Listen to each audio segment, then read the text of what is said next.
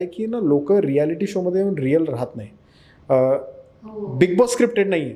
पण लोक जे इथे येतात ना त्यांच्या डोक्यात एक स्क्रिप्ट असते की काही काही लोक रडायची की मला घरची आठवण येते, मला हे त्रास होतोय, मला कसं तरी होतं या घरात.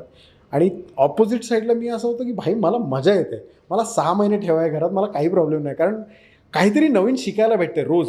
रोज कोणतरी विश्वासघात करतंय, रोज कोणतरी काहीतरी वाईट बोलतोय, रोज काहीतरी विचित्र भांडण करतं.